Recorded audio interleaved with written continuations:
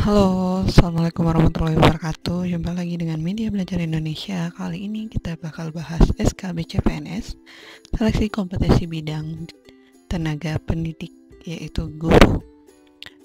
Kali ini kita bakal bahas tentang yang pertama, itu ada perkembangan moral peserta didik. Yang kedua, itu tentang teori belajar. Ini kita bakal bahas materinya. Kalau biasanya kita bahas soal, sekali ini kita bakal bahas materi. Langsung aja, yang pertama ada materi tentang perkembangan moral peserta didik. Moral itu berasal dari kata Latin, mos atau moris, yang artinya adalah adat istiadat, kebiasaan, peraturan, nilai-nilai atau tata cara kehidupan. Sedangkan moralitas merupakan kemauan untuk menerima dan melakukan peraturan, nilai-nilai, atau prinsip-prinsip moral. Itu adalah menurut Yusuf 2002. Nah, konsep moral itu sudah dapat dibentuk sejak masa anak-anak, yaitu lebih kurang awal dari usia 2 tahun. Meskipun sudah dipelajari sejak kecil, namun setelah dewasa, manusia tetap berhadapan dengan masalah-masalah moral dan meningkatkan konsep moralnya dalam berhubungan dengan orang lain. Nah, perkembangan moral itu seorang anak sejalan dengan perkembangan kognitifnya. Nah, bisa dilihat dari slide kedua. Di sini ada gambar sebuah keluarga, ada kakek, nenek, ayah, ibu, dan anak-anaknya. Keluarga itu merupakan lingkungan kehidupan yang dikenal anak untuk pertama kalinya. Dan untuk seterusnya, peserta didik atau anak itu banyak belajar di dalam kehidupan keluarga. Karena itu, peranan orang tua dianggap paling besar pengaruhnya terhadap perkembangan moral seorang anak, menurut Gunarsa 1989. Dalam hal ini, dapat dilihat perbedaan perkembangan moral anak ditinjau dari persepsi pola asuh, yaitu pada orang tua yang menerapkan pola asuh anak yang duduk di TK mulai memperlihatkan keinginan untuk menjadi anak baik dan menunjukkan kesetiaan, loyalitas terhadap orang-orang tertentu. Nah, ia sedang memasuki suatu tahap penting perkembangan moral yang oleh ahli teori Lawrence Kohlberg disebut sebagai tahap norma-norma interpersonal.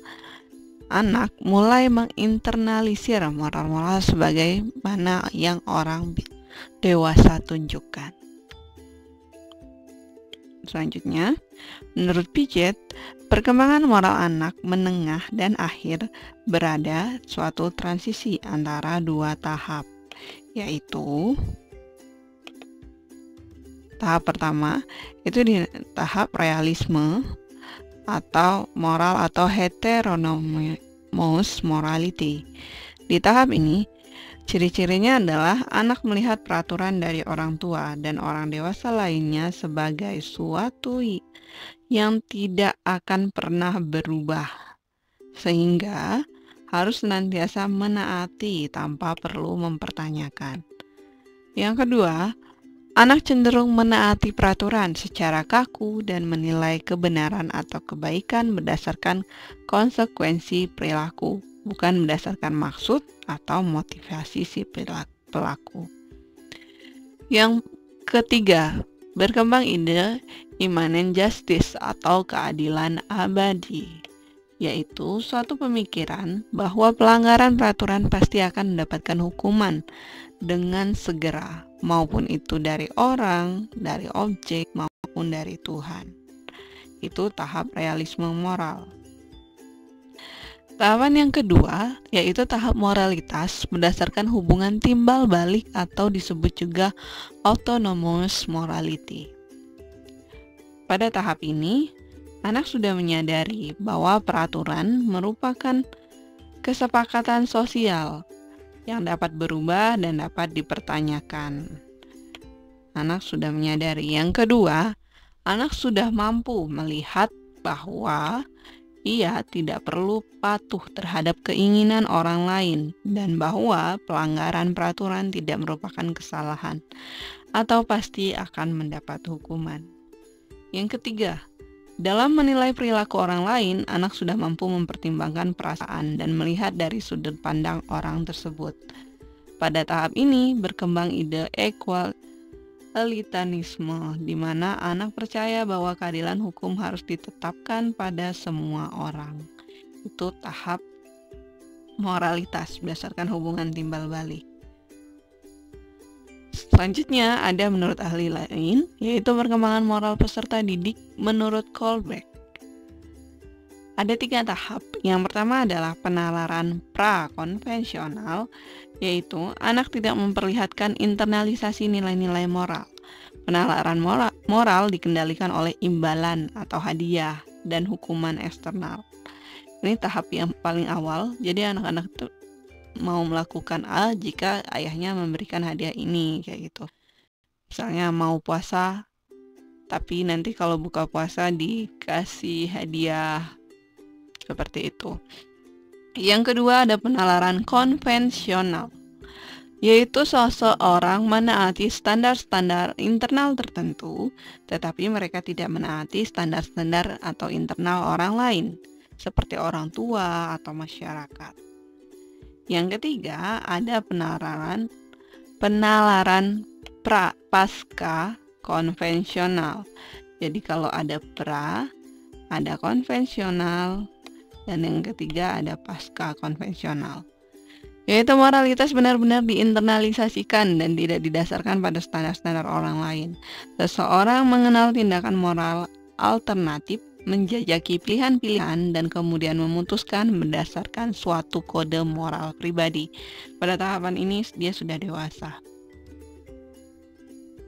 Lanjut, di sini selanjutnya ada menurut Harlock 1993, perkembangan moral anak yang sesungguhnya dapat dilihat dari 2 aspek, yaitu yang pertama perkembangan moral dan perkembangan konsep moral, dan yang kedua adalah perkembangan perilaku moral. Jadi ada konsep dan juga ada perilaku. Konsep dan perilaku. Perkembangan konsep moral itu menjamin timbulnya tingkah laku moral. Karena tingkah laku moral tidak hanya semata-mata dipengaruhi oleh pengetahuan tentang konsep moral, tapi juga ditentukan oleh banyak faktor seperti tuntutan sosial, konsep diri anak, dan sebagainya.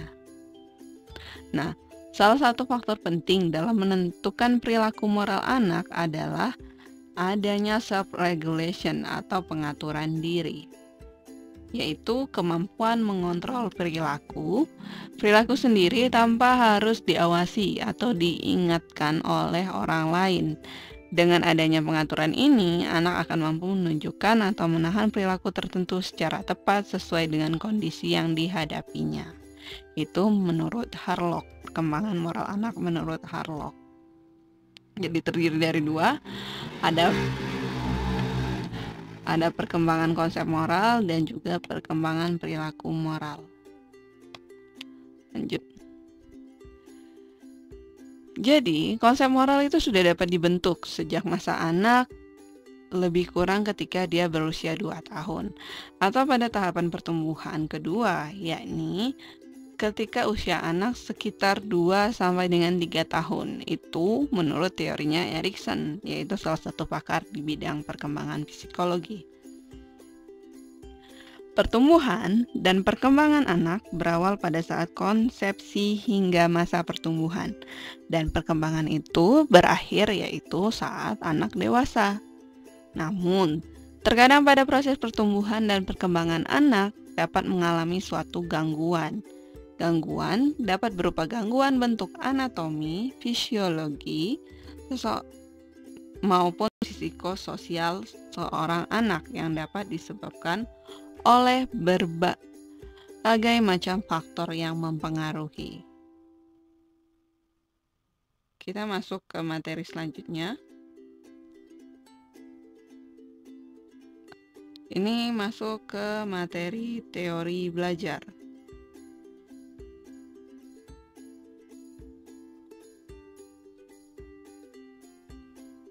Teori belajar itu ada beberapa macam. Yang pertama ada behavioristik, ada teori humanistik, yang kedua, dan ada yang ketiga teori konstruktivisme, keempat kognitivisme, kelima sibernetik. Siber pernah dengar siber?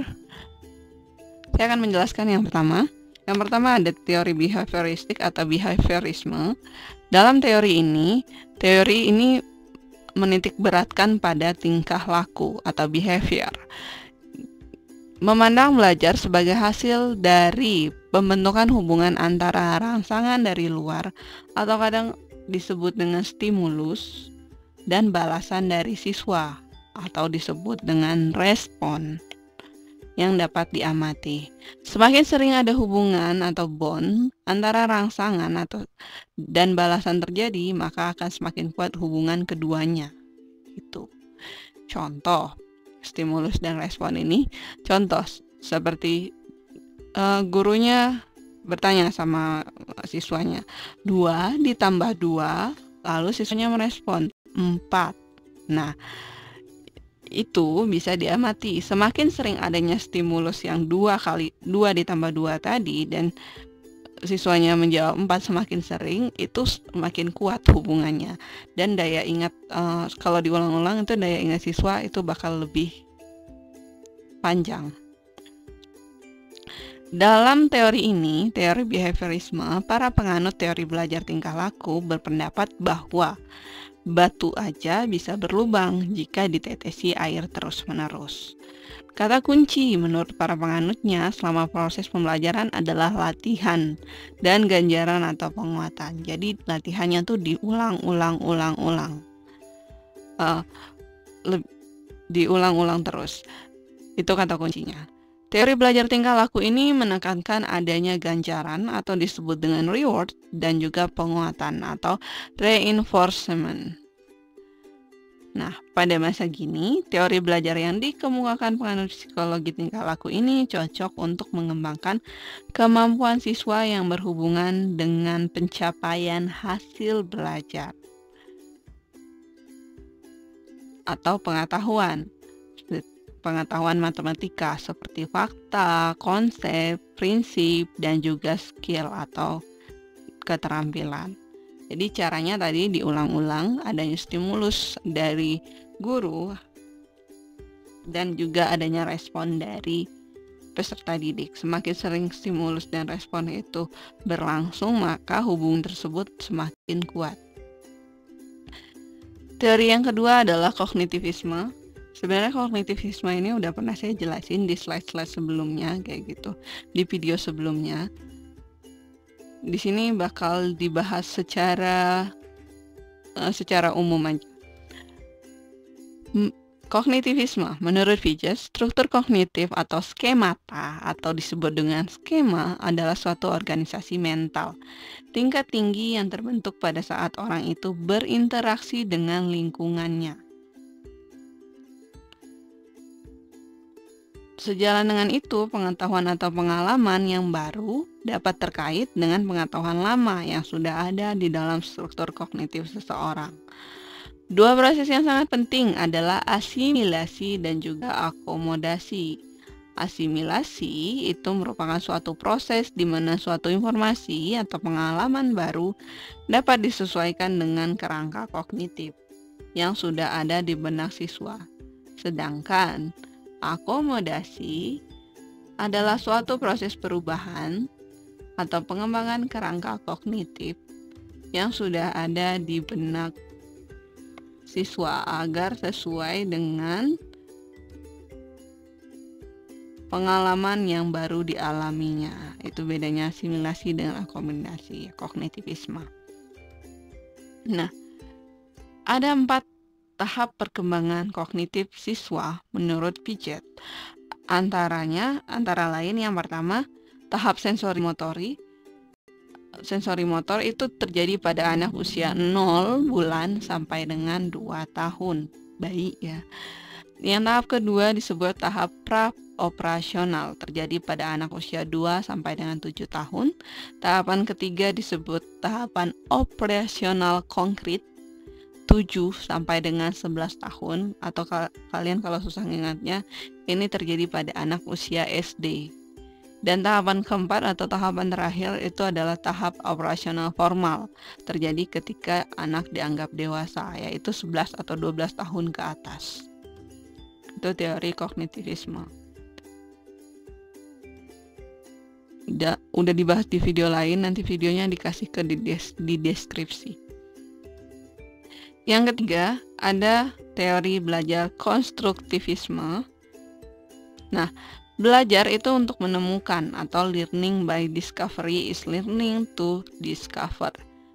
Di kelas, para siswa dihadapkan dengan situasi di mana ia bebas untuk mengumpulkan data, membuat dugaan atau hipotesis, mencoba-coba atau trials and error, mencari dan menemukan keteraturan atau pola, mengeneralisasikan atau menyusun rumus, beserta bentuk umum, membuktikan benar tidaknya dugaan. Itu adalah teori konstruktivisme. Nah, ada beberapa model dalam teori ini. Yang pertama adalah model penemuan. Brunner berpendapat bahwa belajar dengan penemuan adalah belajar untuk menemukan, atau learning by discovery is learning to discover. Ada dua model penemuan, yaitu model penemuan murni dan model penemuan terbimbing. Model penemuan yang dapat dikembangkan di kelas adalah model penemuan terbimbing, di mana para siswa dihadapkan dengan situasi di mana ia bebas untuk mengumpulkan data, membuat dugaan atau hipotesis, mencoba-coba atau trials and error, dan mencari menemukan keteraturan atau pola. Mengeneralisasikan atau menyusun rumus beserta bentuk umum, membuktikan benar tidaknya dugaan. Nah, pada penemuan terbimbing ini, para guru bertindak sebagai penunjuk jalan. Guru sebagai penunjuk jalan. Ia atau guru membantu dan memberi kemudahan bagi para siswanya sedemikian rupa sehingga mereka dapat menggunakan ide, konsep, dan keterampilan yang sudah dia pelajari untuk menemukan pengetahuan yang baru. Penggunaan serangkaian pertanyaan yang tepat akan sangat membantu siswa untuk menemukan pengetahuan yang baru berdasar pada pengetahuan lama yang ia punyai, yang dipunyai oleh siswa tersebut. Itu adalah model penemuan. Yang kedua, ada model saintifik. Model saintifik, pendekatan saintifik ini meliputi 5 pengalaman belajar sebagaimana dijelaskan sebagai berikut.